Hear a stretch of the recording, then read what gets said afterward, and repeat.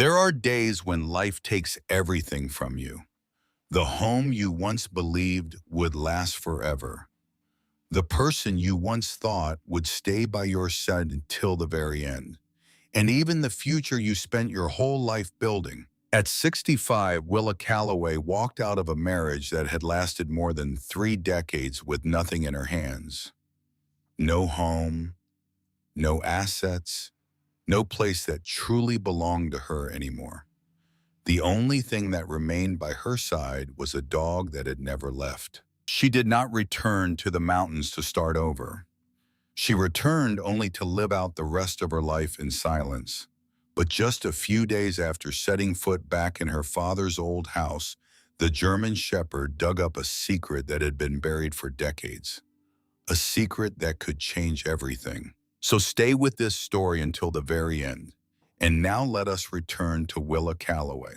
It all began on a cold, rainy afternoon in Charleston. The day Willa Calloway walked out of the courthouse in Charleston, the West Virginia sky hung so low, it looked as though you could reach up and touch it. A light drizzle fell quietly across the parking lot, laying a thin sheet of water over the old dark blue pickup truck she had driven for more than 10 years. The wipers had stopped moving. The engine was off.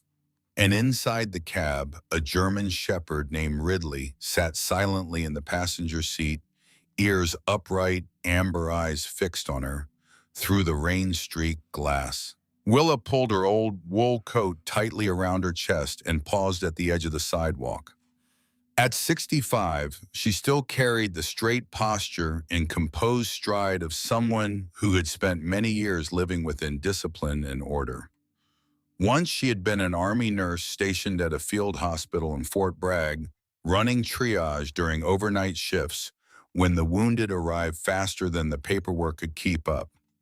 After that, she had spent nearly 2 decades as a logistics coordinator at a veterans hospital in the valley, scheduling supply runs and equipment maintenance, making sure nothing fell through the cracks.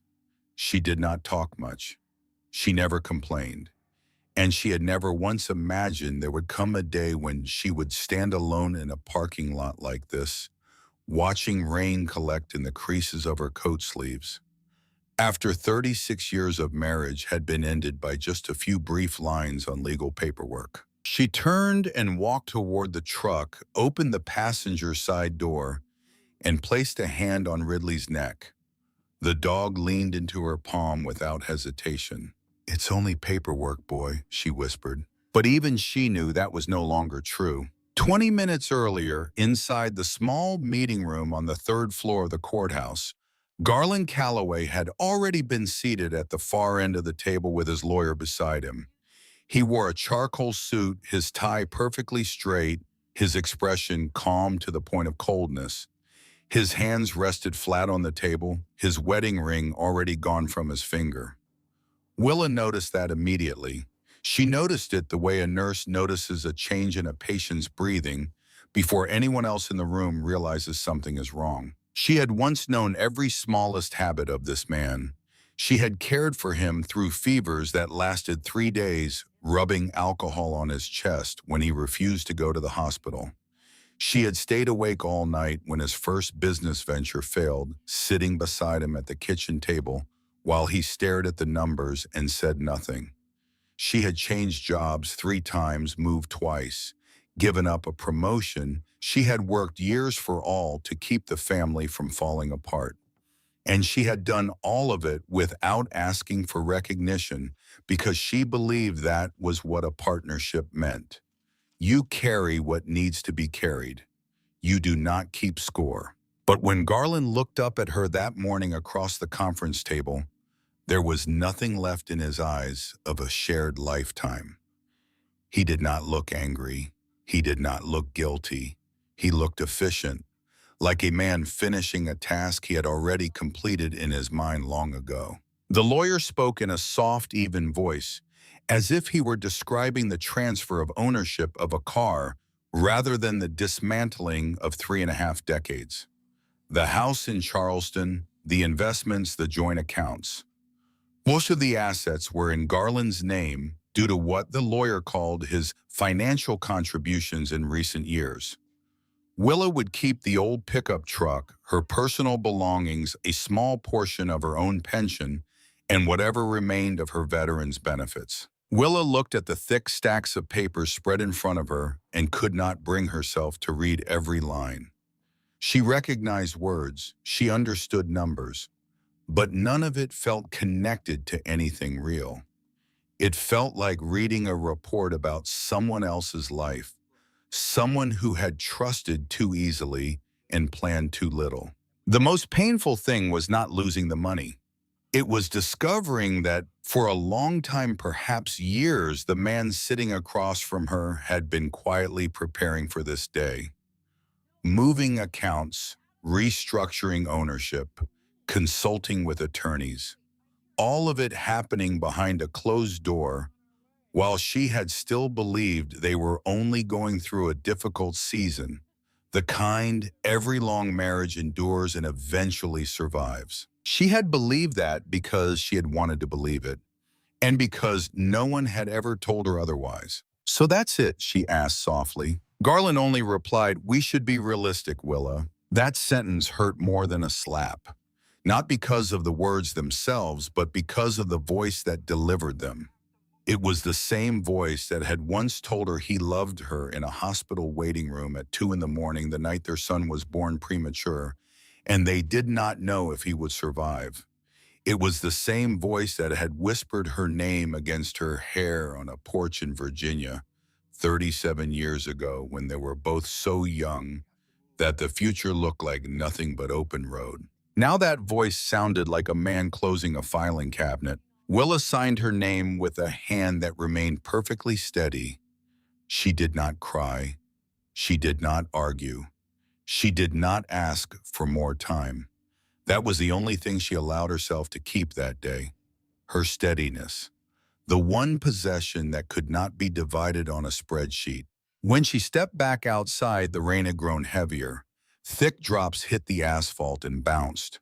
The parking lot was nearly empty, just her truck, 2 other cars, and a maintenance van parked near the dumpsters. The courthouse behind her was already closing for the day. Ridley immediately leaned toward her when she reached the truck. His nose pressed against her wrist, then her elbow, then the side of her neck as she climbed into the driver's seat. Willa tossed her small suitcase onto the back seat, a single bag containing a change of clothes. Her father's old watch, a few photographs, and the last of her toiletries from the house she was no longer allowed to call home. She sat behind the wheel and did not start the engine. Not because she was not hurting, but because she was too tired to cry.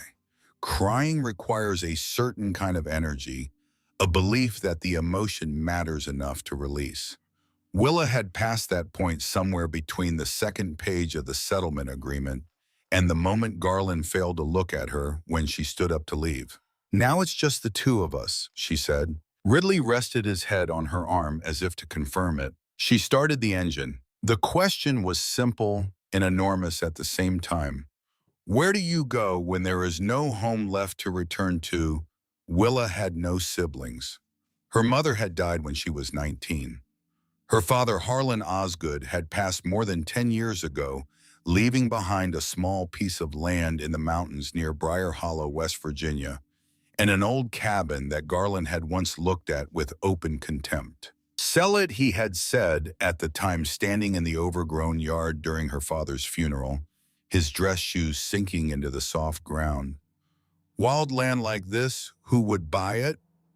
"It's a burden, Willa, a poor memory you should let go of." She had not sold it. At the time, she could not explain why.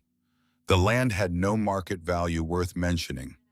The cabin was falling apart. The road up the mountain was barely more than packed dirt and gravel. But something in her had held on quietly and without argument, the way you hold on to a photograph, not because it is valuable, but because throwing it away would mean agreeing that the person in it no longer matters. Now driving through the rain on a 2-lane highway that wound deeper into the Appalachian Hills, she realized that small act of stubbornness might be the only reason she had anywhere to go at all. The drive took most of the night. Highway became state road. State road became county route. County route became a narrow gravel path that climbed through thick forest and switchbacks so tight the headlights swept across nothing but dark trunks and wet ferns. Ridley sat upright the entire time, ears shifting with every new sound, occasionally lifting his nose toward the cracked window where cold mountain air leaked in. Willa did not play the radio. She did not call anyone. The only sounds were the engine, the rain, and the rhythmic thump of the truck's tires over ruts and roots. Around midnight, she pulled into a rest stop at the edge of the mountain county. The rain had slowed to a drizzle. She cut the engine and sat in the dark cab with her hands still on the wheel, staring at the glow of a single overhead lamp that lit the empty parking area. Ridley shifted beside her, his head tilting as if asking why they had stopped. She opened the glove compartment and pulled out the small chain with the padlock key. It was tarnished and cold. She held it in her palm and tried to remember the last time she had visited the cabin. It had been the summer after her father's funeral more than 10 years ago. She had driven up alone to clean out a few things, box up his clothes, bring down the photographs from the mantel. Garland had stayed in Charleston, claiming he had meetings he could not cancel. She had spent 2 days on the mountain and left carrying a single box of her father's belongings that she stored in the basement of the Charleston house, where it remained untouched until the day she packed her suitcase and realized she could not even reach it because Garland had filled the basement with filing cabinets and golf equipment. She let the key drop back onto the chain. That box was gone now, part of a house that belonged to someone else. She started the engine again and drove on. She arrived just before dawn. The cabin appeared through the mist like something remembered from a dream. One corner of the porch roof had collapsed inward. Weeds had grown waist-high around the front steps. The windows were dark and streaked with grime. A rusted padlock hung from the front door, the key to which she still carried on a chain in the glove compartment because she had never been able to throw it away either. Willa turned off the engine and sat still for a long moment. Ridley whined softly beside her. Then she opened the door, and the dog leaped out ahead of her, landing in the wet grass and immediately circling the yard with his nose to the ground, moving with the focused urgency of an animal that somehow recognized this place. Willa stood in the half-darkness, looking at the house her father had built with his own hands in the early 1960s. The wood was gray with age. The gutters were sagging. A bird's nest had grown into the gap where the chimney met the roofline. The front porch where she remembered sitting with her father on summer evenings, watching the fireflies rise from the meadow below, was buckled in the middle and covered with a layer of dead leaves so thick it looked like the floor of the forest had crept up the steps. She unlocked the padlock. The door swung open with a dry creak that echoed through the empty rooms. The smell that came out was equal parts mildew dust and old wood. She stood in the doorway and let her eyes adjust. Her father's coat still hung on a hook by the door. His boots were on the mat beneath it, the laces untied, as though he had simply stepped out of them and walked away barefoot into some other life. Ridley pushed past her legs and entered the cabin, first his nails clicking on the bare wood floor. He walked through every room, nose working, tail low, performing a sweep that looked almost military in its thoroughness. Kitchen, living room, the single bedroom, the narrow bathroom with his cracked mirror. When he had finished, he returned to the front door, sat down, and looked up at Willa as though giving the all clear. She let out a breath she did not know she had been holding and stepped inside. She had not come here to start over. She had come here because this was the only ground left in the world that carried her name, and even that felt like it might not be enough. But it was what she had. The first 3 days on the mountain passed in a haze of physical work and sleepless nights. Willa swept cobwebs from the ceiling beams, replaced 2 broken porch steps with lumber. she found stacked behind the shed, patched a hole in the kitchen wall where something had chewed through, and spent an entire afternoon cleaning the old wood-burning stove until she could finally light it without filling the cabin with smoke. She found her father's toolbox beneath the workbench in the shed, still organized the way he had always kept it. Screwdrivers by size, wrenches hung on nails in ascending order, a carpenter's level with a bubble so old the fluid had turned amber. She picked up his claw hammer and felt the smooth groove worn into the handle by decades of his grip. It fit her hand perfectly. She carried it back to the cabin and used it to pull out the bent nails in the window frames, replacing them one by one until every window could open and close without sticking. On the second day, she drove down to the nearest crossroads and found a small general store where she bought rice, canned vegetables, matches, and a bar of soap. The woman behind the counter looked at her for a long time but did not ask questions. Willa paid in cash and drove back up the mountain without speaking to anyone. She ate her meals standing at the kitchen counter because the dining table was missing a leg and she had not yet found a suitable replacement. She heated water on the wood stove for washing. She hung her 2 changes of clothes on a line strung between the porch posts and watched them dry in the mountain wind, while Ridley lay on the steps watching squirrels in the oak tree with the patience of someone who has no calendar to keep. The nights were harder. Twice she woke gasping from the same dream. Garland standing at the foot of her bed, his voice flat and measured, telling her she was useless, that she was old, that she had become a burden no different from the land she refused to sell. She sat upright in the dark chest, tight sweat cooling on her neck. And both times Ridley was already there. He jumped up to the edge of the bed and pressed his warm body against her arm, his breathing slow and steady, and stayed that way until her heartbeat returned to something close to normal. The third time she woke in the night, it was not from a dream about Garland. It was from silence. Pure, enormous mountain silence. No traffic. No neighbor's television murmuring through the wall. No refrigerator humming in a kitchen 2 rooms away. Just the wind in the pines and the distant sound of water running over rocks somewhere below the ridge. She lay still and listened to it for a long time, and for the first time in months, the tightness in her chest loosened half a turn. Ridley was already asleep at the foot of the bed, his legs twitching as he chased something in his own dream. "Thank you," she said to the dark. The dog's tail brushed the blanket once. During the day she worked. During the night she survived. And on the 4th morning something changed. She was outside replacing a section of fence post near the tree line when Ridley suddenly stopped chewing on a stick and lifted his head. His ears rotated forward. His nostrils flared. Then, without warning, he bolted toward the hill behind the cabin, his paws tearing through the wet grass, and began to dig. Willa called after him. He did not stop.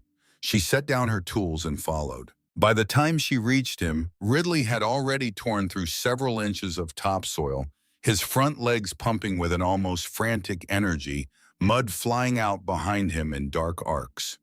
Then his claws struck something hard. A metallic sound rang out, dull and deep, completely wrong, for a place where there should have been nothing but earth and tree roots. Willa knelt beside him. She could feel the vibration of the impact still humming through the ground. She pushed Ridley gently aside and began clearing the dirt with her hands. Her fingers found a flat surface, cold, smooth, metal. She sat back on her heels and stared. "What on earth?" she whispered. She tapped the surface with her knuckles. The sound that came back was hollow, resonant, like knocking on the door of an empty room buried beneath the hill. Ridley stood beside her, panting, his tail cutting through the wet grass. His eyes never left the piece of metal. Willa went back to the shed. She searched through rusted tools and broken handles until she found a shovel, an iron pry bar, and her father's old leather work gloves, stiff with age but still usable.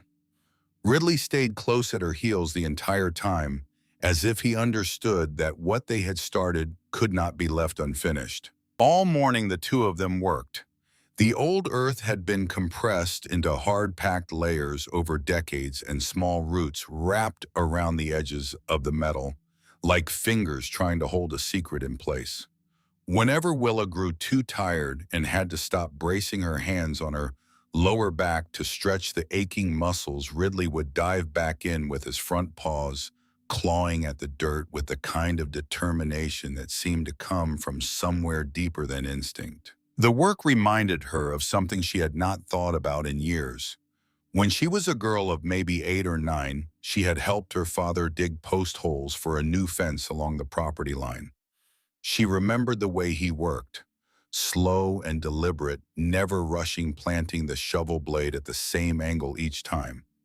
He had taught her to read the soil by feel, to know when she hit clay, when she was close to rock, when the ground was soft enough to go deeper without breaking the shovel handle. "Dirt tells you what it's made of," he had said. "You just have to pay attention." She had not understood then why that mattered. Now kneeling on the hillside with dirt under her fingernails and her shoulders burning, she understood perfectly. The soil around the metal door was different from the rest of the hillside. It was packed tighter, mixed with gravel and small fragments of concrete, though it had been deliberately backfilled and tamped down by someone who wanted to make sure the earth would settle evenly and leave no visible trace. That level of care told Willa something even before she saw what was underneath. Whoever buried this had intended for it to stay hidden, and whoever buried it had known exactly what they were doing. By noon, the true shape had emerged. A rectangular steel door roughly 3 feet by 4 with a recessed pull handle set flush into the surface. The door was thick, heavy, fitted tightly into a sunken concrete frame that had been poured directly into the hillside.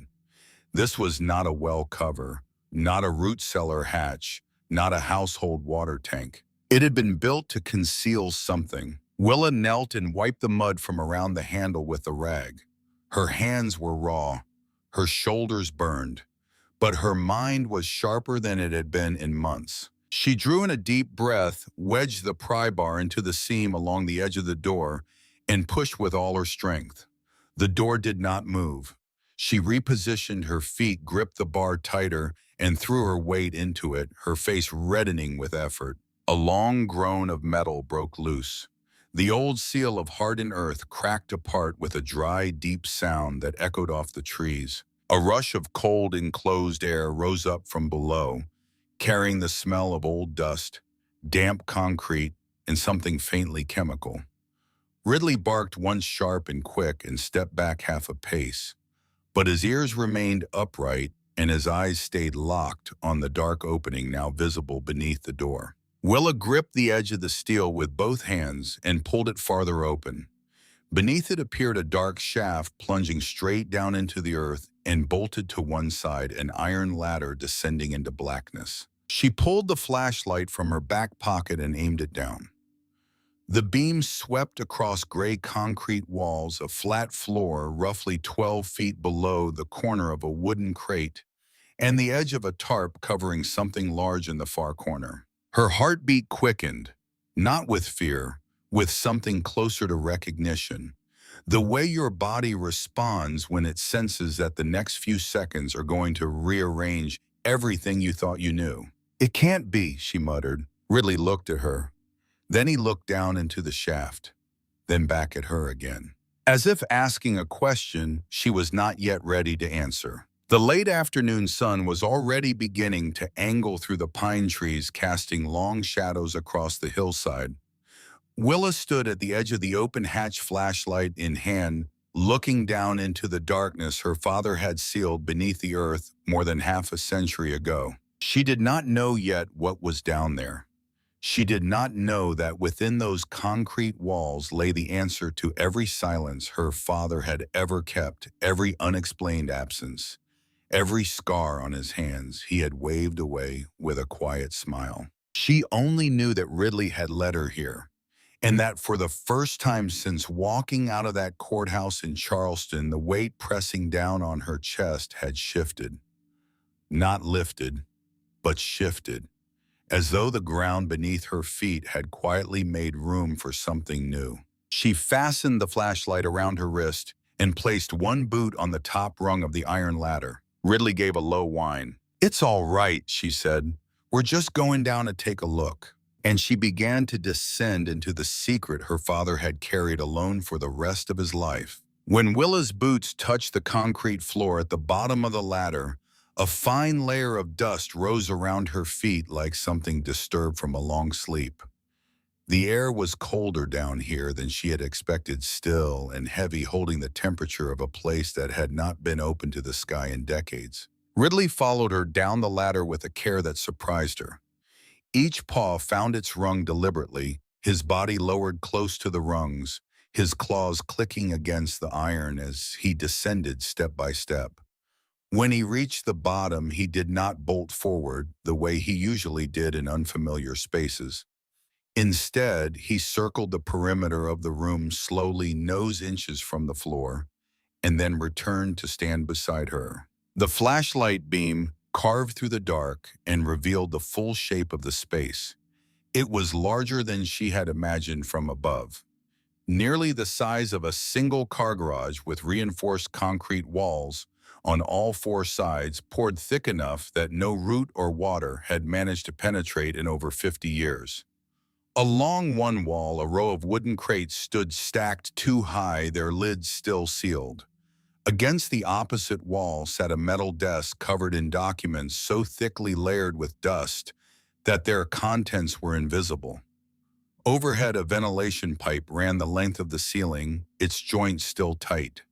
In the far corner, a large machine sat beneath a silver tarp that had dulled to the color of old pewter. Willa moved toward the crates first. She knelt and brushed the grime from the nearest one with her sleeve.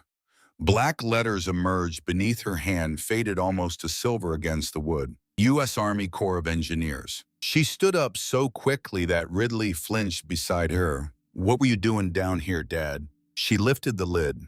Inside were airtight metal containers packed in neat rows. She opened one, coils of insulated wire. Another held backup batteries still sealed in their original packaging.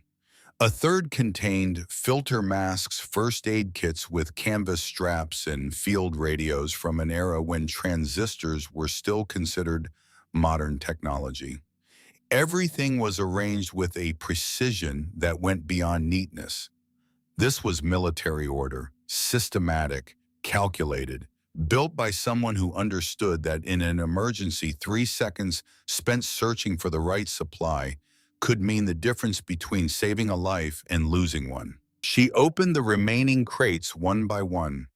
The fourth held medical supplies, bandages and antiseptic in glass bottles with rubber stoppers, tourniquets, still in their waxed paper wrappings, even a set of surgical instruments in a leather case that looked as though they had never been used. Willa recognized the instrument layout immediately.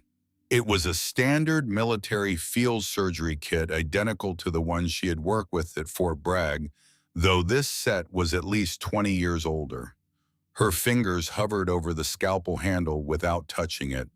Her father had stored these here, knowing that someday in a crisis, no one could predict someone might need to perform emergency medical work underground while the world above came apart. The fifth crate was different. It contained no military supplies. Instead, she found personal items: a folded American flag, a pair of worn leather work boots size 11 with red clay still caked in the treads, a tin coffee mug with the handle broken off and reattached with a small bolt. Her father's things, stored down here alongside the government equipment as though he had not been able to draw a line between his duty and his life. This was not a homemade shelter. It was a properly engineered facility with a specific purpose, and her father had given it a piece of himself. Willa moved to the desk. She lifted the top sheet carefully as though touching something that might crumble at any moment. It was a technical diagram showing cross-sections of the bunker itself, measurements marked in pencil load, bearing calculations noted in a tight, angular hand she recognized immediately as her father's. The second page was a supply inventory dated November 1963. The third bore a typed title at the top: Appalachian Civil Defense Support Site, 1963. She read each line slowly. Her throat went dry. This was documentation for a secret civil support station built during the Cold War, placed in a remote mountain region to store equipment, medicine generators, and construction tools for use in the event of a national emergency. The program had been run through the Army Corps of Engineers with cooperation from local volunteers who had the skills and the security clearances to maintain these hidden stations across the Appalachian corridor. At the bottom of one's technical report, in the space reserved for the site caretaker's signature, she found a name she had known her entire life: Harlan Osgood. Willa lowered herself into the metal chair. The seat was ice cold through her jeans. She pressed her palms flat against the desk and stared at her father's name on the page, feeling as if the floor beneath her had shifted. He never told me. She thought back through her childhood, the night she had woken at 2 or 3 in the morning and seen the glow of a flashlight moving through the kitchen, then heard the back door close and her father's boots crunching on the gravel path toward the hill. He always returned before dawn. She had assumed he was checking on the animals or walking off the kind of sleeplessness that sometimes took hold of quiet men. The times he disappeared for several days without explanation, her mother had always said he was doing contract work up the valley. Willa had never questioned it. Children believe what their parents tell them, and by the time they are old enough to doubt, the habit of belief has already hardened into something that feels like memory. The calluses on his hands, the old scars across his knuckles and forearms that he would only smile at when she asked. Just part of a man's life in engineering work, he had said. She had pictured roads, bridges, retaining walls along mountain highways. Not this, not a concrete vault buried 12 feet underground, stocked with enough supplies to sustain a small community through weeks of isolation. Ridley suddenly growled toward the far corner of the room, low and sharp. Willa shot to her feet, swinging the flashlight. A dark shape darted up from behind a stack of crates. She stepped back on instinct, her pulse spiking. The animal scrambled through the beam of light, and she caught a flash of gray fur and a banded tail before it scurried up the iron ladder and disappeared through the hatch above. A raccoon. Just a raccoon that had found its way down at some point and made a nest among the crates. Willa let out a breath she had not realized she was holding. Ridley kept staring up the ladder for a few more seconds, his hackles still raised, before he finally relaxed and looked at her. She laughed, dry and short, but real. The first genuine laugh since the day she had signed her name at the courthouse. "All right, hero, you just protected me from a masked thief." That small sound echoed through the empty bunker, bouncing off the concrete walls, strange and warm at the same time. She turned back to the desk. Inside the bottom drawer, beneath a layer of old maintenance logs, she found a bundle of files tied with twine.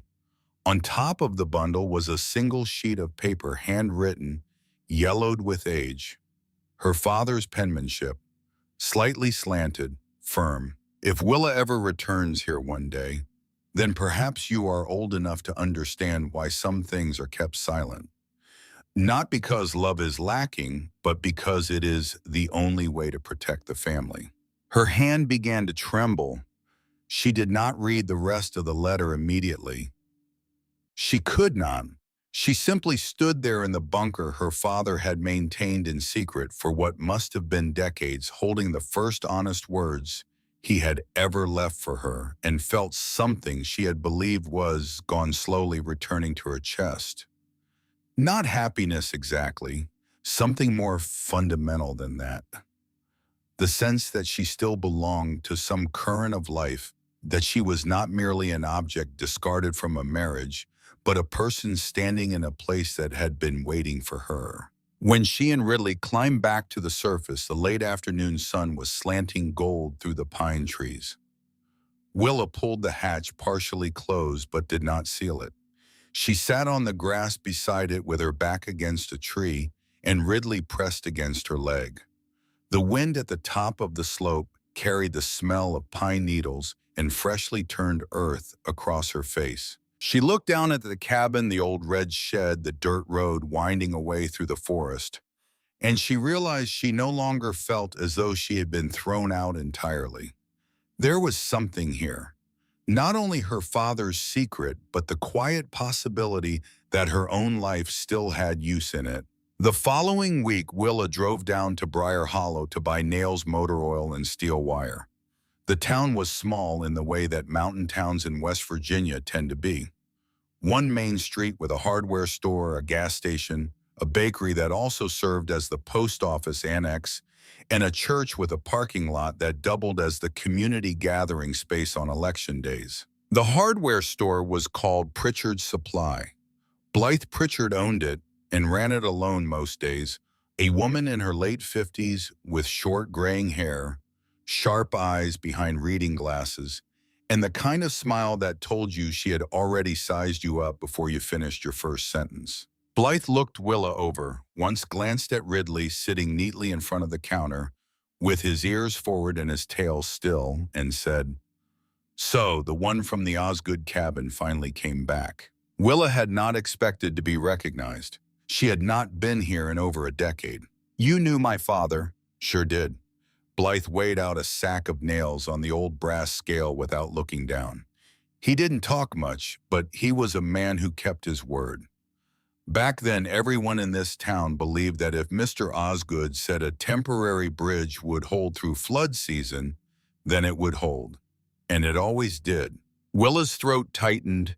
She paid for her supplies and left without saying much, but she carried that sentence with her all the way back up the mountain. It sat in her chest like a coal that had not quite gone out. From that day, Briar Hollow no longer felt entirely foreign. A man at the gas station nodded hello each time she filled the tank. A boy outside the bakery asked permission to pet Ridley, and the dog sat perfectly still while small hands rubbed his ears. Blythe sent along a bag of bean seeds the next time Willa came in for supplies, saying the soil up on the Osgood land grew things well if you knew how to rotate the rows. An elderly couple who lived at the foot of the mountain sent up a jar of wild honey one morning. They appeared at the cabin gate unannounced, the man holding the jar in both hands, his wife standing a step behind him. The man's right calf was wrapped in a stained bandage, and when Willa saw it, she did not wait for pleasantries. She knelt on the porch, unwrapped the dressing, and found a jagged wound from a rusty nail that had been poorly cleaned and was beginning to show the first signs of infection.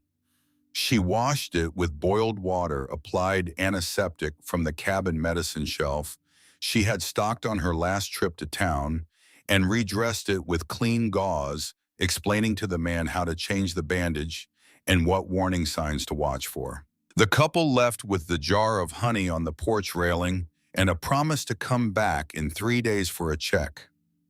Willa stood watching them walk slowly down the road and realized this was the first time in years she had used her medical training on a living person rather than on paperwork and inventory lists. Her hands had known exactly what to do. They had not hesitated. They had not trembled. And for the rest of that afternoon, the hollow feeling behind her ribs was a little less hollow. Leland, the boy she would later find at the creek, drew a picture of Ridley in colored pencils and brought it up to the cabin one Saturday morning before she had even met him properly. His older brother explained that Leland had seen the dog outside the bakery and had not stopped talking about him since. In the drawing, Ridley was twice the size of the cabin and had angel wings. Willa taped it to the kitchen wall beside the window where the morning light hit it, and it stayed there through everything that followed. Everything was inching toward a small life. Quiet, enough. Until a rainy afternoon in early May. Willa was replacing several sections of old fencing at the end of the dirt road when Ridley's head snapped toward the tree line. His body went rigid.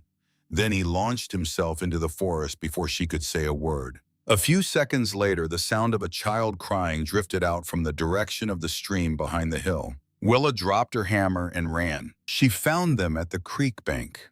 A boy of about 7 crouched in the mud with his knees drawn to his chest, face pale, eyes wide, with the kind of fear that only comes when a child realizes no one knows where he is.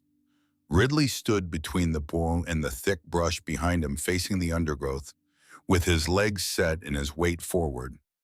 Something had been moving through those bushes seconds ago, something large enough to rustle the branches at shoulder height. Whatever it was had retreated when the dog arrived. Willa knelt beside the boy. She did not grab him or speak loudly. She simply draped her coat over his trembling shoulders and asked his name in the calm, measured voice she had once used in field hospitals when wounded soldiers arrived disoriented and afraid. His name was Leland, 7 years old, the Tiller family's youngest son. He had gone mushroom picking with his older brother near the ridge, wandered too far. Chasing a rabbit, lost the trail and ended up at the creek with no idea which direction led home. Willa took his hand and led him back through the woods to the main road. Ridley walked behind them, checking over his shoulder every few steps. When they reached the road, Leland's mother was already there with 2 neighbors, all 3 of them soaked from searching. The woman saw her son and nearly collapsed. She pulled Leland against her chest so hard the boy gasped. They thanked Willa over and over, but it was Leland who stopped her. He broke free from his mother, walked over to Ridley, wrapped both arms around the dog's thick neck, and said in a voice still shaking from the cold, "I thought I was going to be left behind, but this dog found me." Left behind. Those 2 words followed Willa up the mountain and into the cabin and onto the porch steps where she sat long after the sun had gone down, watching Ridley lying at her feet. For the first time since coming to the mountains, she allowed herself to cry for real. Not the tight, controlled kind of crying she had trained herself to do in bathrooms with the door locked. Real crying. The kind that comes from the stomach and bends your spine and does not care what it sounds like. She did not cry for Garland. She did not cry for what had been lost. She cried because she was still here, because she could still be needed, because a child had been lost in the woods and her dog had found him, and she had known exactly what to do when she got there, because being useful was something no one could take from her unless she let them. In the days that followed, Willa finished reading her father's letter.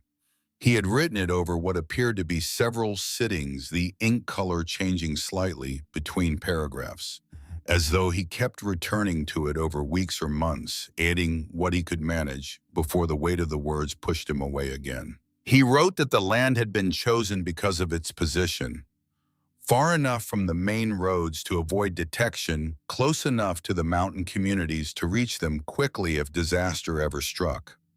He wrote that he had volunteered to remain as the sole caretaker after the program lost its federal funding in the early 70s and quietly faded from official records. He wrote that he had not told his daughter because he was afraid of placing upon her shoulders a responsibility heavier than her youth should have to carry. And the letter closed with a single thought that Willa read 3 times before she fully understood it. Her father wrote that the most important thing was not the material value of what lay beneath the earth, but the purpose for which it had been built, to protect others when calamity comes. That evening, Willa sat on the porch watching the sun go down behind the mountain ridge, and for the first time she saw a clear possibility. The bunker was not something to sell hide or turn into a windfall. It could be restored into a real shelter for the people of this mountain region when the next bad storm came through, or the next flood, or the next winter that knocked out the power lines for days. The idea arrived so naturally she was surprised it had not come sooner. "You're still ordering me around from the grave, aren't you, Dad?" she murmured. Ridley lifted his head from her feet. She started working with more purpose after that. She checked the old wiring in the bunker, tracing each circuit from junction box to outlet. She replaced the blown fuses with parts bought in Briar Hollow. She refilled the generator's oil reservoir, inspected the underground water tank, and the network of narrow pipes connecting it to a hand pump near the entrance. Many components were too old to use exactly as they were, but the technical foundation remained sound because her father had maintained it carefully right up until the end of his life. When she mentioned to Blythe that she needed someone who understood old electrical systems, Blythe told her about Sheldon Hensley, retired electrician, 70 years old, lived alone at the edge of town in a house he had built himself 40 years ago. Walked with a limp from a knee he had wrecked during his years working in the coal mines before he switched to electrical work. Did not say much. Did not need to. Sheldon drove up in a battered green truck the next morning. He was a tall man, thin, in the way that men who have worked hard labor their whole lives become thin all tendon and bone with no wasted tissue. His hands were large and scarred and absolutely steady. When Willa led him to the hatch and they descended together into the bunker, Sheldon stood in the center of the room for a long time without speaking. He looked at the walls, the ceiling, the junction box, the wiring conduits, the ventilation system. Then he looked at the faded lettering on the crates. "I worked for the car for 2 years before I went into mining," he said. "Never thought I'd see this kind of build again." He walked to the electrical panel and opened it with the casual confidence of a man who had opened 10,000 panels in his life. He studied the wiring for nearly a minute, tracing connections with his finger, occasionally grunting. "Your father knew what he was doing," he said. "This is clean work.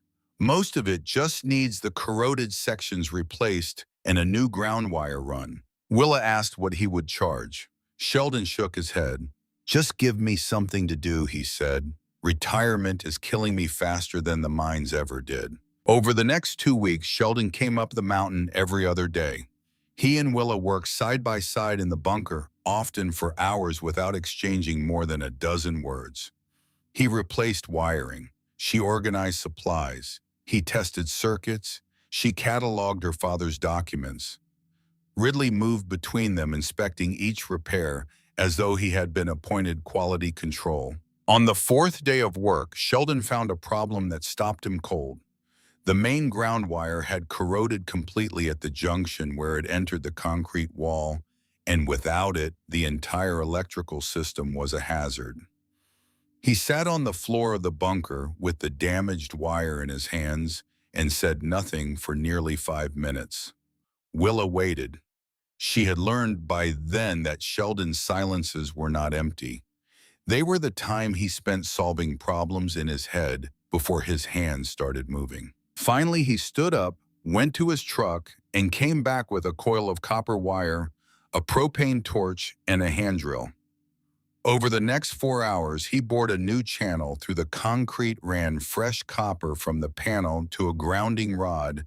He drove into the earth outside the hatch and sealed every connection with waterproof compound. Willa held the flashlight, handed him tools, and mixed the sealant without being asked. When he finished, he tested the circuit 3 times, grunted once, and said, "That'll hold through anything short of a direct lightning strike." It was the longest speech he had given all week. Willa nodded and poured him coffee from the thermos she had started bringing down each morning. There was no romance in it, nothing that needed a name, just 2 people past the age of pretending, doing a job that mattered, finding a rhythm in each other's silence that was more comfortable than most conversations. On the 3rd attempt, the generator roared to life. The sound filled the bunker deep and heavy, vibrating through the concrete. Dust trembled on the ceiling. The old fluorescent tubes overhead flickered once, twice, then held steady, filling the room with pale yellow light for the first time in over 50 years. Willa stood motionless. Her eyes burned, not from the dust. Sheldon stood beside the generator with one hand still on the fuel valve, watching the gauges settle. He did not smile, but his jaw loosened in a way that meant the same thing. "We did it," Willa said. Ridley barked once, sharp and clear, and full of something that sounded remarkably like triumph. And then on a Tuesday morning, when the sky was soft with early summer haze, and the dirt road had finally dried out enough to stop swallowing tires, a glossy black SUV appeared at the bottom of the hill. Ridley saw it first.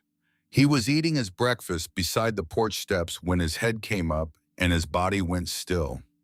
The fur along the ridge of his neck rose slowly, the way it only did when he sensed something that did not belong. Willa stepped onto the porch. The SUV moved slowly up the gravel road, its tires grinding over the stones she had spent an entire morning raking smooth. It looked absurdly out of place among the wooden cabin, the old red shed, and the encircling pine forest. Like a piece of expensive furniture dropped into a barn. The vehicle stopped in the yard. The door opened. Garland stepped out. He wore sunglasses, a light jacket, and leather shoes that had no business being within 50 miles of a mountain road. But the thing Willa noticed was not his clothing. It was his eyes when he removed the sunglasses and looked over the property. He was not looking at the cabin the way he had looked at it during her father's funeral all those years ago, with boredom and thinly veiled disgust. He was surveying it, measuring it, the way a man looks at something when he is trying to calculate what it might be worth. Ridley moved without being told. He positioned himself between Willa and the vehicle body, low silent weight forward on his front legs. Garland tried to force a smile. "Willa." She did not answer immediately. The wind moved through the porch, carrying the scent of warm earth and the wild grass she had cut 2 days ago. "What are you doing here?" He looked at the repaired cabin, the new fence post, the garden where the first bean sprouts were pushing through the soil, the neatly stacked firewood against the shed wall. She could see him recalculating, adjusting whatever assumptions he had carried up the mountain. "You've done more here than I expected. You didn't come here to compliment me." Garland pressed his lips together. Then he spoke plainly. "I've been hearing a few things about this land. They say you found some old structure behind the hill, something that might be tied to the government." Ridley gave a very soft growl. Willa placed a hand on the dog's head. "Is that so? If there's something valuable on this land that could bring legal complications, we used to be married, Willa. There are things we should probably discuss." The word "we" landed on the porch like a stone thrown through a window. "No," she said. He stopped. "Do not use the word "we" with me here." Garland's expression tightened. "You're still angry." "You think I'm angry?" Willa's voice was quiet but carried an edge that had not been there 6 months ago. "I moved past anger a long time ago. Now I'm simply clear." She stepped down from the porch and stood level with Ridley. The dog did not move. He did not need to. "You left me with 2 suitcases in this dog. You were the one who said this land was a useless burden, a pile of rotten wood, a poor memory I should let go of. Now you're back because you think there's money under the ground." Garland tightened his jaw. "I only want to discuss this reasonably." "No, you want to share in something you never once considered home." The wind blew harder, flattening the grass across the yard and lifting the edge of Willa's coat. Ridley stood between them with the focused stillness of an animal that understood through some instinct older than language exactly who could not be trusted. Garland changed his tone, softer but colder. "If this involves the federal government, you shouldn't handle it alone. You're not young anymore, Willa." She looked at him for a long moment. In the old days, that sentence would have worked. It would have found the crack in her confidence and pressed until something gave. He had always known how to make her feel that she was not quite enough on her own, that her judgment needed his correction, that her strength was only real when it was in service of his plans. "That's right," she said. "I'm not young anymore, which is why I no longer waste time on people who only remember me when they smell profit." Garland stood perfectly still. The muscles around his mouth shifted, but no words came. Willa pointed toward the dirt road. "You've seen this place. Now go." He remained for a few more seconds. Then he curled his mouth slightly and put his sunglasses back on. "You'll be hearing more about this." "Maybe," she replied, "but not from inside my house." Garland got back into the SUV, closed the door with a sharp pull, and backed down the gravel road. Dust rose behind the tires and hung in the warm air long after the engine sound had faded into the trees. Willa stood where she was until the silence returned completely. Only then did she feel her knees soften. Ridley turned and pressed his shoulder against her hand. She bent down and wrapped her arms around his neck, resting her forehead against the thick, warm fur that smelled of grass and earth and the morning sun. "We really did it," she whispered. "This time I won't let anyone push me out again." That evening she called Blythe. "I need your help with something." "With what?" "I want to turn the place under the hill into a storm shelter for the town." Blythe was silent for exactly 2 heartbeats. "I'll bring a supply list up in the morning." But not everyone in Briar Hollow saw it the same way. And the trouble that was coming would not arrive in a black SUV with leather seats. It would come from inside the community itself, from a man who had lived here his whole life and believed that gave him the right to decide what happened on this mountain. And behind that trouble, moving quietly through county offices and telephone calls, Garland Calloway was already making his next move. The next morning, Blythe Pritchard drove her old red pickup truck up the mountain with the bed loaded so full the rear axle sagged. Rolled blankets, cases of canned food, flashlights still in their packaging, a field-grade first aid kit she had ordered from a surplus catalog, and 2 men from town who had volunteered to help carry everything down into the bunker. One of them was Lowell Kincaid, a retired carpenter with hands so roughened by decades of sawdust and wood stain that they looked like they had been carved themselves. The other was Vernon Dunlap, who ran the gas station and had not taken a full day off in 11 years, but closed early when Blythe told him what they were doing. Willa led them around the cabin and up the slope to where the steel door lay open against the hillside. When Blythe reached the top and looked down the ladder into the lit space below, she stood silent for several seconds, then let out a soft whistle. "Your father hid an entire piece of history beneath his feet, and no one knew." "Perhaps that was exactly what he wanted," Willa replied. They divided the work without needing to discuss it. Lowell reinforced the railing along the iron staircase, bolting new brackets into the concrete where the old ones had corroded. Vernon hauled crates down the ladder one at a time, moving with the careful efficiency of a man used to handling heavy things in tight spaces. Blythe went through every old supply container, checking expiration dates, tossing anything that had degraded, and making a list of what could still be used. Willa worked alongside Sheldon on the electrical system, running new ground wire through the conduit while he tested each circuit with a voltage meter older than most of the people in the room. Ridley moved between them, all sniffing every box and crate before it was set in its new position, occasionally blocking a doorway until someone acknowledged him, behaving with the precise fussiness of a supervisor who took his title seriously. By the end of the second day, the bunker was cleaner than it had been since her father was alive. New batteries sat in the radio mounts. Fresh water filled the underground tank. The shelving along the south wall held blankets, medicines, candles, and enough canned food to feed 20 people for 3 days. Willa stood at the bottom of the ladder and looked at what they had built together. For a moment, the weight of the previous months lifted, and she felt something she had almost forgotten the name of. Pride. Not the loud kind, the kind that settles into your bones when you know the work was honest and the purpose was right. But Briar Hollow was a small town. And in small towns, not every hand that reaches out is open. Merle Brashear arrived at the next community meeting uninvited and unannounced. He was the owner of the largest lumber warehouse in the county, a member of the town advisory board for nearly 15 years, and the kind of man who had grown so accustomed to being consulted on local decisions that any action taken without his input felt like a personal insult. He was not a bad man. Willa would remind herself of that later when the sting had faded. He was protective of the town in his own way, and his concerns were not entirely unreasonable.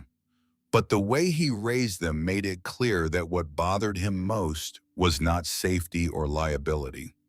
It was the fact that a woman who had arrived from the city only a few months ago was suddenly at the center of something important, and he had not been asked to approve it. "Let me understand this," Merle said, standing in Blythe's store with his arms crossed and his voice pitched loud enough for the 6 other people present to hear clearly.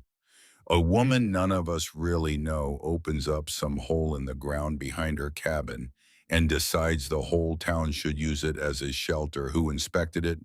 Who certified the structure?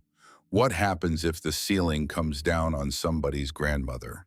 Blythe started to answer, but Willa raised a hand. "Mr. Brashear, would you like to come see it for yourself?" Merle had not expected that. He shifted his weight, glanced at the others in the store, then nodded stiffly. "I suppose I should if nobody else is going to do due diligence around here." They drove up the mountain together. Merle sat in the passenger seat of Willa's truck with his jaw set and his eyes fixed on the road as if he expected it to confirm his suspicions at any moment. Ridley rode in the back, watching the man through the rear window with calm, unblinking attention. When they reached the bunker and descended the ladder, Merle's posture changed. Not all at once. But Willa saw it. The way his shoulders dropped half an inch when he looked at the thickness of the walls. The way his hand moved instinctively to test the railing and found it solid. The way he paused at the electrical panel where Sheldon had done his cleanest work and studied it the way only someone who understood construction could. Sheldon was already down there replacing a valve on the water tank. He straightened up when Merle reached the bottom of the ladder but did not greet him. The 2 men knew each other the way everyone in a town of 800 knows each other well enough to know not well enough to pretend they were friends. "Corps of Engineers built this," Sheldon said without being asked. 1963, reinforced pour, double rebar. I've seen bridge footings with less steel in them." Merle looked at Sheldon for a long moment, then looked back at the walls, then at the crates with their faded military stenciling. He said nothing for nearly a full minute. When he finally spoke, his voice had lost its edge. "If you need lumber for any bracing, I have stock in the warehouse." He did not apologize. He did not say he had been wrong. But Willa understood what the offer meant. In these mountains among men of a certain generation, materials were more honest than words. Offering lumber was the same as extending a hand. "Thank you," she said. "We could use some crossbeams for the entrance frame." Merle nodded once, climbed back up the ladder, and drove away without saying anything else. Blythe called Willa that night, laughing so hard she could barely get the words out.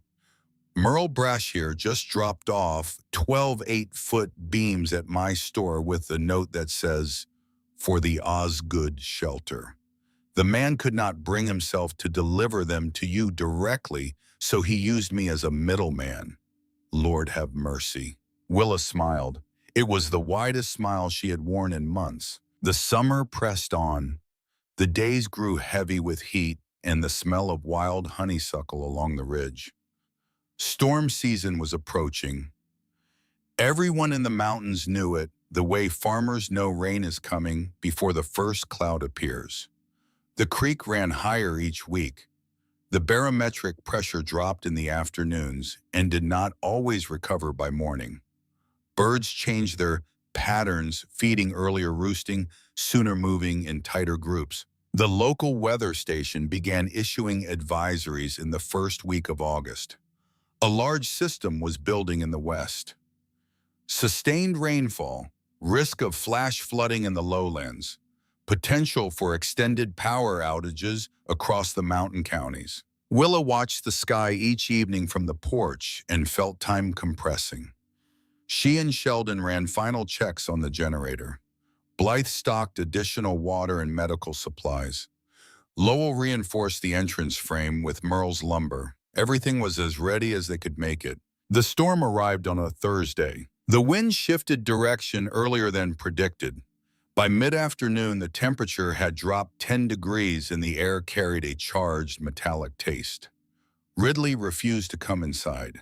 He stood in the center of the yard facing the western ridge, with his ears flat and his body low, reading the atmosphere with senses no instrument could match. The first rain came at 10 minutes to 6. Not a gradual onset, but a wall.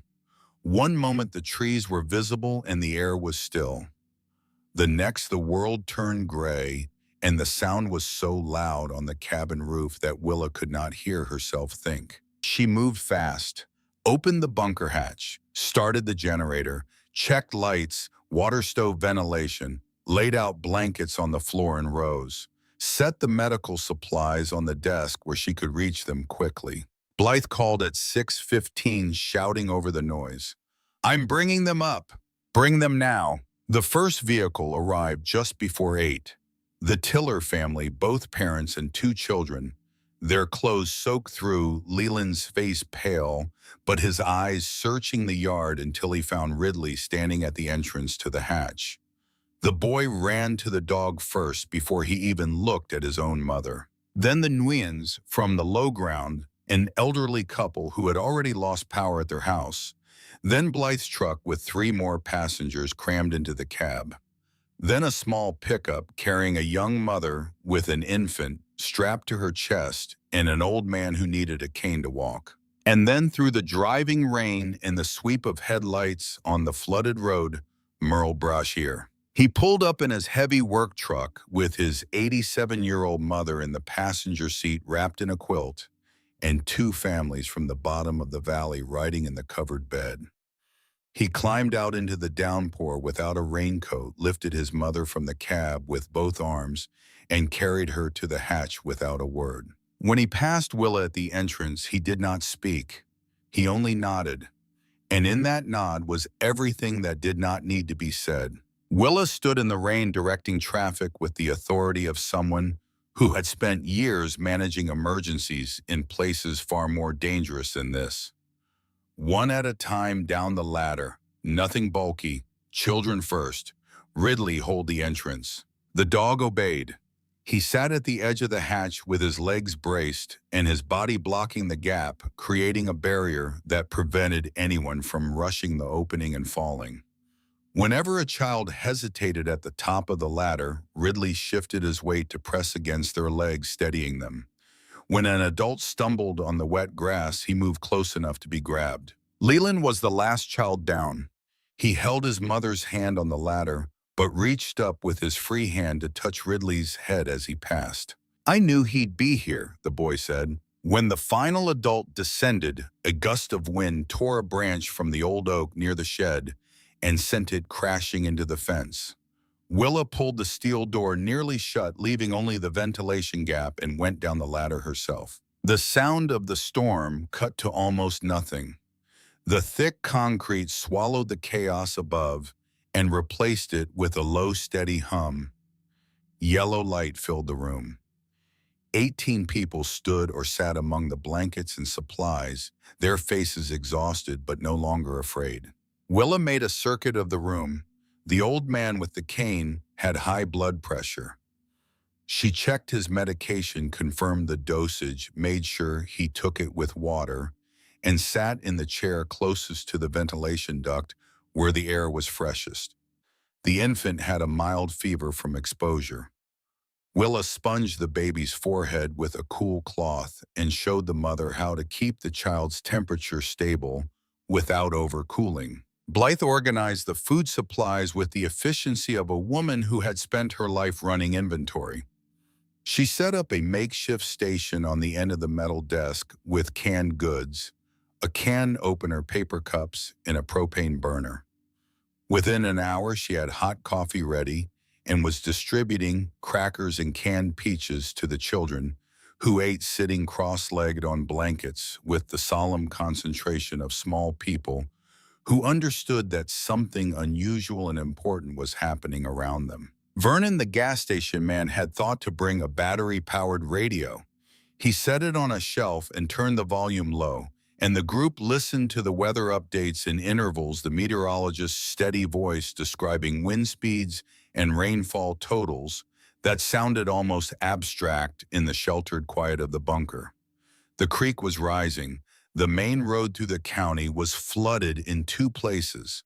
Power was out across the entire ridge. Lowell the carpenter had stationed himself near the staircase with a flashlight, checking the hatch seal every 30 minutes to make sure no water was pooling around the edges. Each time he climbed halfway up the ladder, listened to the storm above, and came back down with a brief report. Still coming hard. Then later, wind shifted north. Then sounds like it might be slowing. Each report was received in silence by the group the way dispatches from a front line are received by people waiting in a bunker, which Willa reflected was exactly what they were. The generator dipped once under the electrical load, and the lights flickered. Willa and Sheldon were at the fuel line within seconds. Merle appeared beside them without being asked, holding a flashlight steady while Sheldon adjusted the carburetor. The engine caught and held. The lights came back. 3 men, 3 different lives, working together in a concrete room underground while a storm tried to tear the mountain apart above them. Nobody gave orders. Nobody needed to. Near midnight, a thunderclap hit so close that the concrete walls vibrated and every child in the bunker flinched. Ridley stood up from where he had been lying near Leland and walked slowly down the row of blankets, lowering his head to each child in turn, letting small hands grab his fur, his ears the thick ruff around his neck. He did not hurry. He did not pull away. He simply moved from one frightened face to the next until the shaking stopped. Willa watched from the far end of the room and felt something settle inside her that had been restless for a very long time. This was why the bunker existed. This was why her father had spent decades maintaining it in silence. And this was why she had come back to the mountain even though she had not known it at the time. Near dawn, the rain slowed. The wind dropped from a roar to a moan. Willa climbed the ladder and pushed the hatch open. Cold, damp air flooded in, carrying the green smell of broken branches and overturned earth. The sky had already begun to lighten along the eastern ridge. The yard was covered in debris, but the cabin stood firm. The road down to town had washed out in one section, but the bridge over the creek was intact. One by one, people climbed out. They carried folded blankets. They collected their paper cups.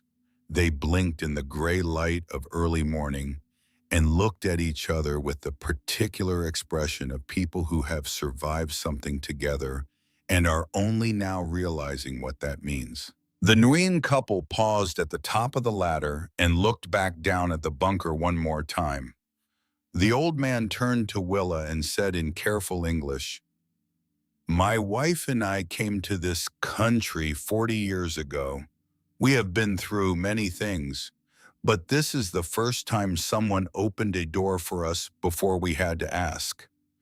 His wife nodded once without speaking, and they walked together down the hill toward their truck. Merle Brashear was one of the last to leave. He carried his mother to the truck the same way he had carried her in, but this time his face was different. The hard set of his jaw had loosened. He buckled the old woman into the passenger seat, closed the door, and stood for a moment looking up at the hillside where the hatch lay open in the wet grass. Then he walked back to where Willa was standing and stopped about 3 feet away. "That shelter saved my mother's life," he said. "She would not have survived the night in our house with no heat." Willa did not know how to answer that, so she said nothing. Merle looked at the ground, then at the cabin, then at the mountains still dark with rain clouds. My father always said the Osgoods were good people. I should have listened to him sooner. He got in his truck and drove away. Willa watched him go, then bent down and picked up a paper cup someone had dropped near the hatch. She put it in her coat pocket. It was a small thing. But cleaning up was what you did when the emergency was over. You put things back in order. You started again. Blythe stopped on the hillside and stood beside Willa, looking down at the valley. Do you know what people in town are calling you? Willa was tired enough that she could still find something close to a laugh. Probably the old woman who likes digging bunkers. Blythe shook her head. The keeper of the mountain. Willa said nothing, because on some level the name felt both strange and exactly right. Not a hero, not a landowner, just the person who stayed repaired, what had grown old, opened the door at the right time, and did not leave anyone outside in the rain. 3 days later, a county notice arrived in Willa's mailbox. An inspection team would visit the property to verify the condition of an underground structure with historical and community-related elements. The administrative language was careful and neutral, but Willa and Blythe both understood who had made the phone call that set it in motion. Garland had not given up. He had simply changed tactics. If he could not claim the land directly, he could create enough bureaucratic pressure to force Willa into confusion, expense, or surrender. She prepared without panic. Copies of the inheritance certificate, photographs from the night of the storm, the shelter roster with every name, maintenance records, her father's original documents. But the night before the inspection, Garland came himself. Dusk had already fallen. Willa was cutting pumpkin on the porch table when Ridley rose to his feet and walked toward the road with the taut, silent stride that meant only one thing. The black SUV appeared through the trees for the second time. Garland stepped out.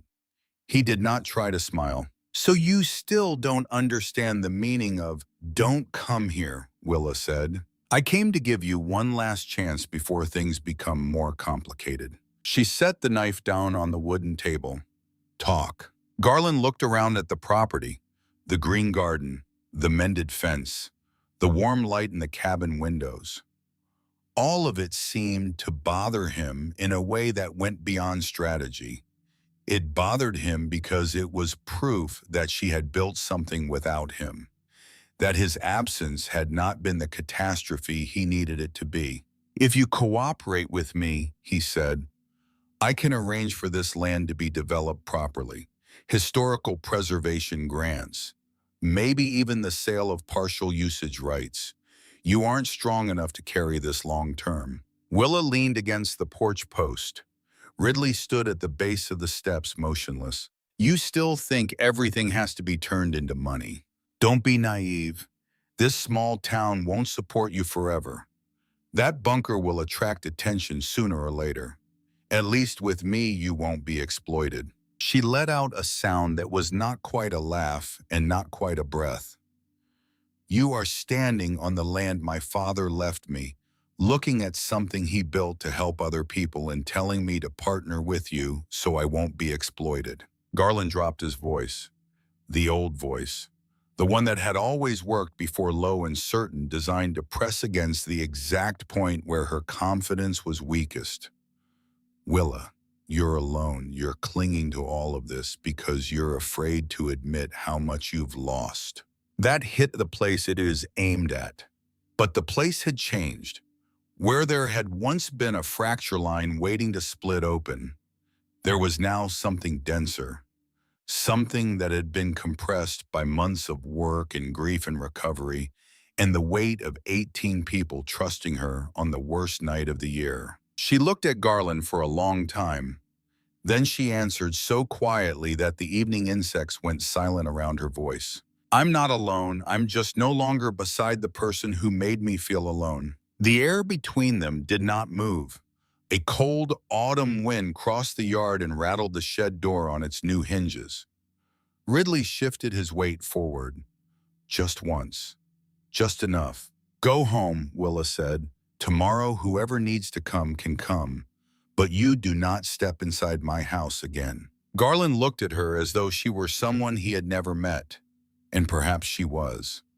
The woman who had softened her words to keep the peace, who had waited outside meeting rooms until he was finished, who had swallowed every small wound so the surface of the family would remain unbroken. That woman no longer lived on this porch. He turned and walked to the SUV. The door closed. The engine started. The taillights disappeared through the pines and the mountain took back its silence. Willa's hand trembled. She sat on the top step.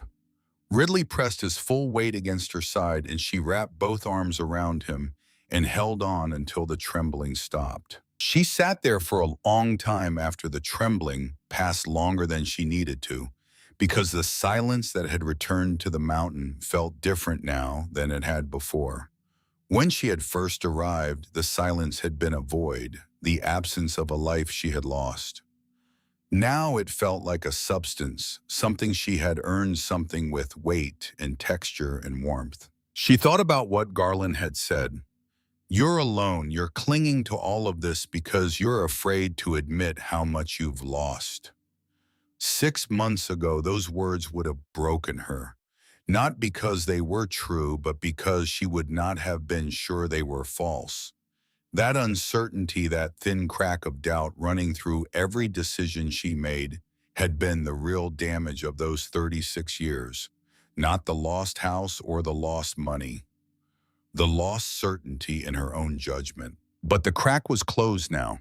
It had been filled in by work and by the people who had come to trust her and by a dog who did not need her to be anything other than exactly what she was. She stood up, went inside, and started preparing for the inspection. The inspection team arrived the next morning. 2 officials from the county and 1 representative from the community safety office. They were calm, professional, and thorough. Willa led them through the bunker, showed every system, presented every document. Blythe stood beside her. Sheldon answered technical questions about the electrical and ventilation systems. In the yard above, a dozen people from Briar Hollow had gathered, not protesting, not making noise, simply present. Merle Brashear stood among them with his arms at his sides. The inspection lasted almost 2 hours. When it was finished, the lead inspector closed her notebook and addressed Willa directly. Mrs. Calloway, this structure stands on land lawfully inherited by you. Historically, we recommend preserving the records, and you may consider registering the site if you wish. As for current use, operating it as an emergency shelter for the community is entirely legitimate, provided that safety maintenance continues. She paused, looked around the bunker one more time and added, to be honest, not every place has someone taking care of an abandoned structure this well. After they left, Blythe seized Willa in a hug so sudden there was no time to brace for it. Merle came down the hill, shook Willa's hand once firmly and said, if you need anything for winter prep, you know where to find me. That evening, Briar Hollow brought a small meal up to the cabin as though it were the most natural thing in the world.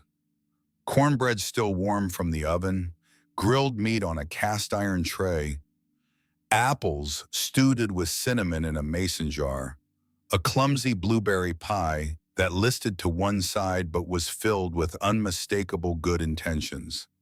The food arrived in the beds of pickup trucks and in the hands of people who climbed the mountain road, in the golden light of late afternoon, carrying dishes covered with foil and tea towels. The children sat in a circle around Ridley in the yard, taking turns throwing a stick that the dog retrieved with a dignity suggesting he was performing a service rather than playing a game. The adults stood in small groups near the porch talking about the coming hunting season, the state of the mountain roads after the rain, whether the old bridge at the county line would hold through another winter. No one spoke loudly about victory or conflict. No one mentioned Garland's name.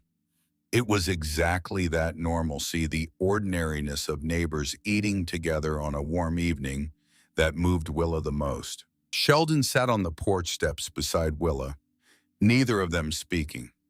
He held a plate of cornbread on his knee and ate with the slow, methodical patience of a man who had long ago stopped rushing through anything. At one point, Leland ran up and showed Willa a new drawing of Ridley, this one featuring in what appeared to be a superhero costume. Sheldon looked at the drawing, looked at the D, looked at Leland, and said with perfect seriousness, "Good likeness." It was the closest thing to a joke Willa had ever heard him make, and she laughed harder than the moment warranted because the laughter had been building in her for days and needed somewhere to go. This was something Garland could never understand. There are values that do not appear on a balance sheet. There are homes rebuilt not with money but with people choosing to stay with one another when it matters. That was the end of it. Garland never came back. No more phone calls, no more lawyers. Willa understood it was not because he had experienced some late awakening of conscience. He had simply run out of angles.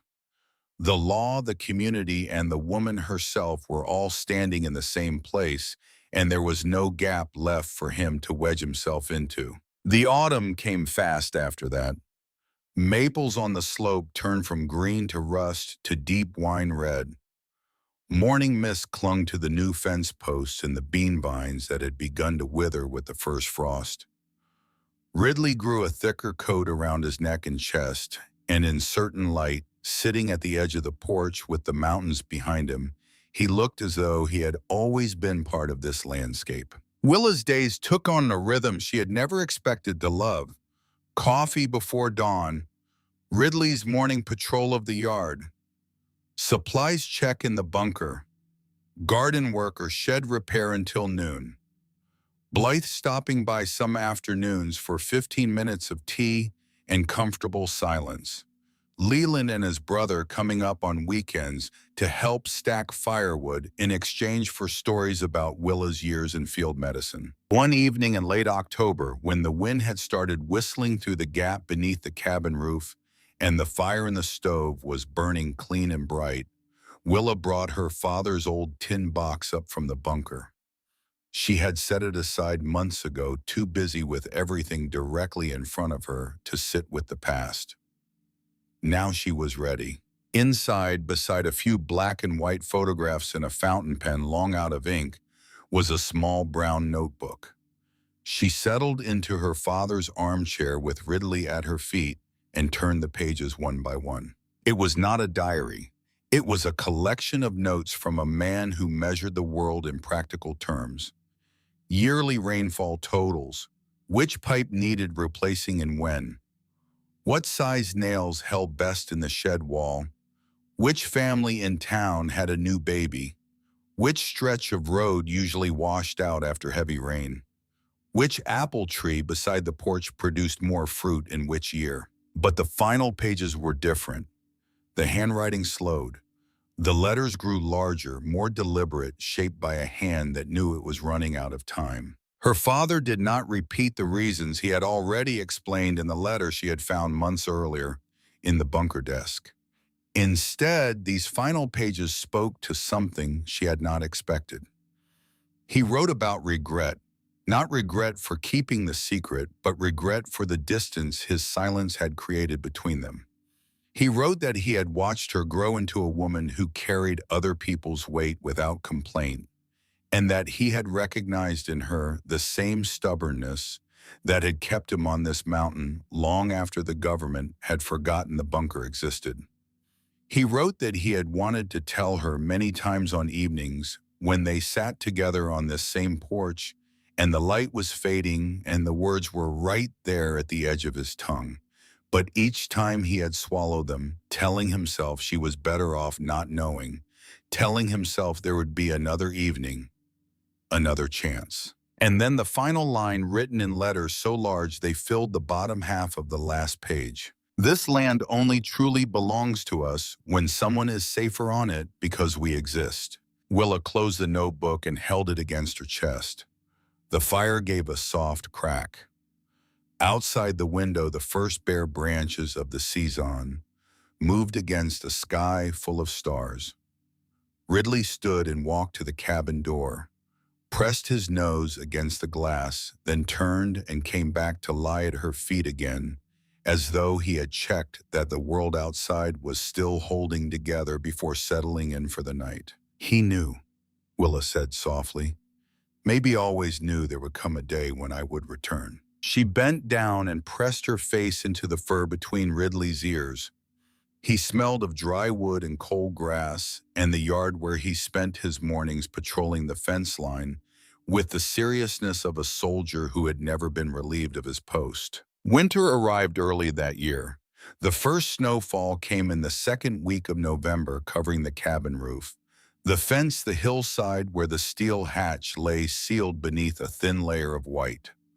Briar Hollow lost power for half a day, and by evening several families had driven up the mountain road without needing to call ahead. The first truck arrived just as the light was fading, then a second, then a third, this one carrying Blythe with a carload of extra blankets and a pot of chili that was still warm because she had wrapped it in a quilt. People climbed out of their vehicles and walked toward the bunker entrance in the gathering dark, their flashlight beams crossing and recrossing on the snow like a silent code. Willa opened the door as naturally as breathing. She lit the stoves. She made a large pot of soup from the root vegetables she had stored in the cellar and the dried herbs hanging in bundles from the kitchen ceiling.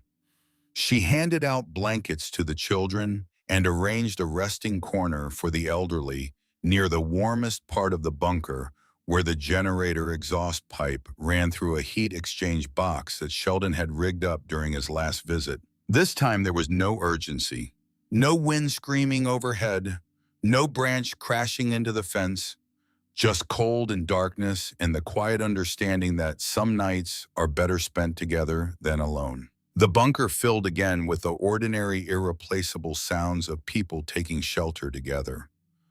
Cards shuffled. Leland sat leaning against Ridley, reading aloud from a phonics book, the dog completely still beneath the boy's weight. Blythe had brought an old deck of cards and was teaching three women a game she claimed her grandmother had invented, but which no one believed had real rules. Someone peeled apples. Someone boiled water on the small propane stove. An old man snored in a folding chair with his cap pulled down over his eyes. A young mother nursed her baby in the corner, half hidden behind a blanket hung from the supply shelf for privacy, a kindness Willa had thought of and arranged before the first person arrived. When the power came back and people began to leave, they moved slowly, folding their blankets with more care than necessary, as though reluctant to break the strange warmth the night had built among strangers who were no longer quite strangers. The last child up the ladder turned and waved at Ridley from the top of the hatch. The dog flicked his tail once with great dignity. Willa laughed. It was the kind of laugh that surprised her because it came from a place that had been closed for a long time and was only now beginning to open without effort. That night, after everyone was gone and the bunker was sealed, she and Ridley walked back to the cabin through fresh snow. The yard glowed under moonlight. The cabin windows were warm and golden. She stopped at the porch steps and turned to look at the hill one last time. Beneath that frozen ground was the secret her father had kept for a lifetime. It had not made her rich. It had not brought her fame. It had made her steady. And steady, she was beginning to understand, was worth more than anything Garland had ever put in a bank account. She thought about the woman in the Charleston parking lot all those months ago, pulling a wool coat tight across her chest in the rain, trying to keep her back straight after being erased from a life into which she had poured everything she had. That woman had believed she was walking toward an ending. She had been wrong. She had been walking toward a door, and the door had opened into a life that was later and quieter but more honest than anything that came before it. Willa opened the cabin door. Warmth rushed out into the cold night air. Ridley stepped inside first, then turned back to wait for her the way he always did, because leaving her behind was something he had simply never learned how to do. She hung her coat on the hook by the door, added a log to the stove, poured a cup of tea for herself and a bowl of warm water for Ridley. Small acts, the kind that seem insignificant unless you understand that a life is not built from grand gestures. It is built from the things you choose to repeat day after day until they become the structure that holds you up. She sat in the chair, watched the fire, listened to the wind press against the windows, and then release the mountain breathing in its sleep. There was no panic left in her chest, no voice telling her she was a leftover piece of someone else's life. There was only the house, the mountain, the memories set in their proper places, and the loyal creature stretched out on the old rug with his eyes half closed and his ears still tracking every sound even in rest. "You saved me," Willa said. Ridley opened his eyes. "Not only because you dug up that bunker, but because you never left." The dog stood, walked to her chair, and laid his head across both of her hands where they rested on the armrest. She stroked the coarse fur along his jaw for a long time, saying nothing more, because some things do not need to be said more than once to be true forever. The next morning the sky was clear, bluer than any sky she could remember. Willa put on a thick sweater and stepped out onto the porch with Ridley beside her. The cold stung her cheeks. The snow from the night before sparkled under early sunlight, so bright it made her squint. From the porch, she could see the whole property. The fence, the shed, the garden beds resting under their winter blanket, the winding dirt road down to Briar Hollow, where there were now people who thought of her not out of pity and not out of obligation, but out of trust. Sheldon would come up on Saturday to check the generator. Blythe would stop by with a new kind of tea she had ordered from somewhere. Leland had promised to bring another drawing of Ridley, this time with a cape instead of wings. Merle had left a stack of firewood at the bottom of the road 2 days ago without a note, because that was how Merle said the things he meant most. Ridley sat beside her and lifted his face toward the sun. Willa laid her hand on his head. "We did it, didn't we?" His tail touched the wooden porch floor. Once. Lightly. She took a deep breath. Snow, pine, wood smoke. That was the scent of a home. Not the house divided in court. Not the kitchen where she had once moved softly and spoken quietly so as not to disturb someone else's comfort. This place. This old cabin in the mountains with a steel door beneath the earth. A small community that knew how to find each other when the storms rose, and a one who had dug the past out of the ground and somehow in the same motion had dug her out of the wreckage inside herself. Life did not give Willa Calloway back what she had lost. It did something harder. It showed her that what remained was enough to build something that would last. The sun climbed higher, spreading gold across the forest edge and the cabin roof. Willa stood on the porch beside Ridley, and for the first time in more years than she could count, she did not wish to be younger. She did not wish to turn back time. She did not wish to undo a single choice she had ever made. She only felt grateful. Grateful that she had walked a road long enough and hard enough to bring her exactly here, to this porch, to this morning, to this quiet, certain peace. A soft wind moved through the pines. Light touched the wooden steps. And there, in the middle of everything that had once fallen apart, a woman and her dog stood together on ground that finally and completely felt like home. And that is the story of Willa Calloway, a woman who lost almost everything, but in the end found the one thing her whole life had been missing most. Not money, not fame, but a place to belong and a companion who would never leave. Sometimes life does not take everything away from us. It only removes the things that were never right to make room for what truly matters. And perhaps in the moments when we feel we have hit bottom, that is exactly when we begin to see our real path. If this story touched you in any way, leave behind a small sign, a like, a comment, or simply share where you are watching from today. And if you believe that loyalty, resilience, and second chances still exist in this world, Subscribe so you do not miss the next story. Who knows? The next one might be about another secret buried somewhere waiting to be found. Thank you for staying until the end.